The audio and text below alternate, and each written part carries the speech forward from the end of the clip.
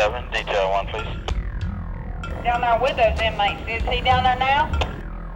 That's good, T7, hold. Bradley Jason Waldrop's been in Lee Arundel State Prison since he was 18 years old, and he thinks about how he got here every minute of every day. He'll be the first to tell you he killed somebody, that he was high when he crashed a car, and he'll be the first to tell you it was all his fault. I'm the one that chose to get behind the wheel. I'm the one that chose to do the drugs. I'm the one that did it, period. And what Brad did happened fast. Getting high on an inhalant, passing out at the wheel, crossing the median into oncoming traffic, critically injuring his best friend, killing his best friend's 15-year-old girlfriend. And all because he wanted to get a little high by huffing. You never think nothing bad's going to come out. You never see the consequences. Of course, there were no consequences when Brad was a baby.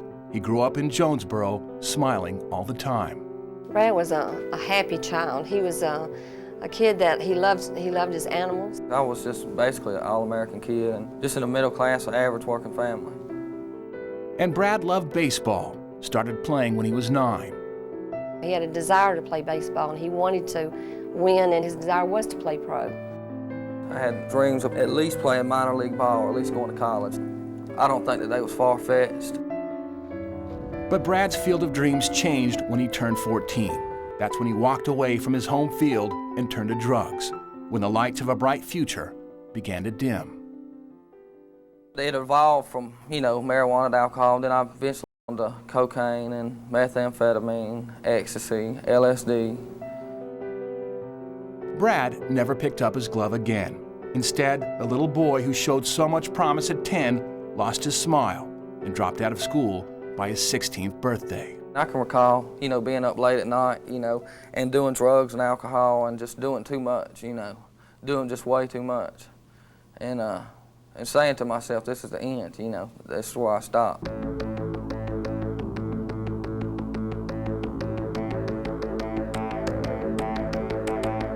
But Brad didn't stop, didn't even slow down until it was too late, until the night of October 8th, 1994. Brad's 17 years old, and his life is about to change forever.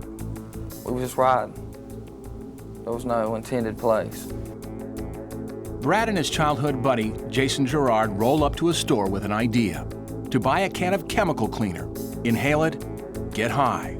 It was something spontaneous that I had heard about, that Jason, he had heard about, and then that's what we did.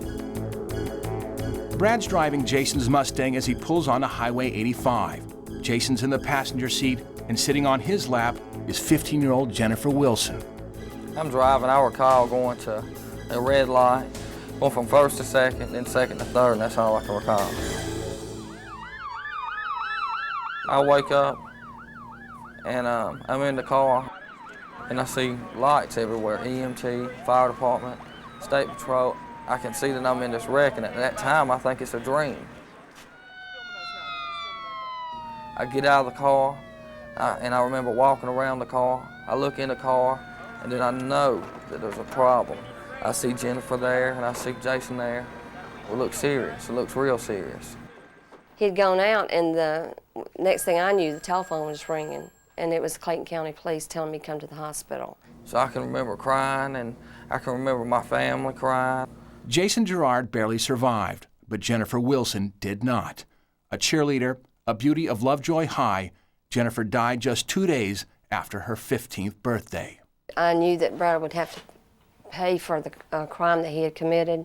I knew that he would be punished, and I knew it was, I guess I wasn't thinking of prison, but eventually I knew that's where he was going.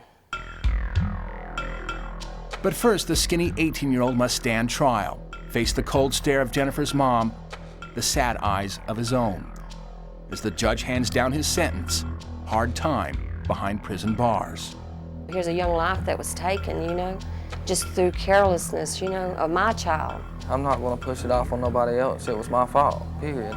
Cell 14. So as Brad's friends head to college, he goes to prison, shackled and unshackled, under constant supervision, locked in and shut down. Stick him on back. Brad's life will never be the same. The party is over. It was hard. When you come to prison, you know, it's a real reality check because you know that the lifestyle that you used to lead led you to this prison. On the line! And Brad's prison reality means running whenever he's called, lining up whenever he's told to. It's real tough, everything about it. Calm left, march! And especially the environment. It's tough, it's hard, it's intense. And some people do not make it. They just simply don't make it. There's nothing easy. You're told when to walk, when to talk, when to wake up, when to go to bed, when to eat. Everything is you're told when to do. It broke my heart, you know, but the thing was, Bradley was going to have to pay for the consequences of his actions. Your ties with your family are pretty much broken, you know. So you do, you know, you just survive, basically. You survive. Because that's the first time that you miss Thanksgiving, the first time that you miss Christmas, the first time that you miss anything. And at night, when other inmates cry, Brad thinks about how he got here, and his conscience cries too. I was a broken man when I came. So late at nights, I mean, I don't know what they're crying about, but I know what I am. I've been in an accident that, by my own actions, has taken somebody's life, and you can't replace that. Miss Wilson, I am extremely sorry for my actions that led to the death of Jennifer. Brad's mom is reading a letter of apology Brad wrote to Jennifer's mom, but they both know it changes nothing.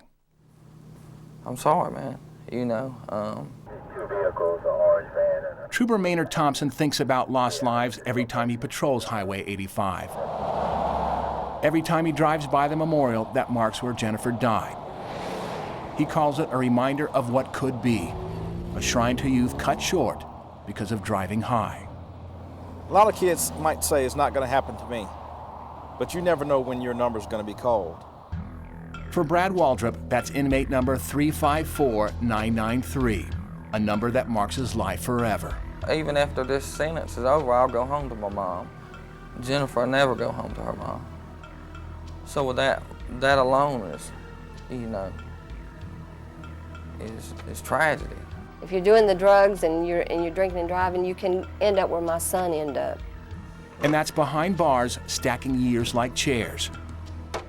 Regretting what could have been, regretting what was, serving a sentence of guilt with this warning. Their life's at stake, and it's real stupid. Not only is their life at stake, other people's lives are at stake. Detail 1, please.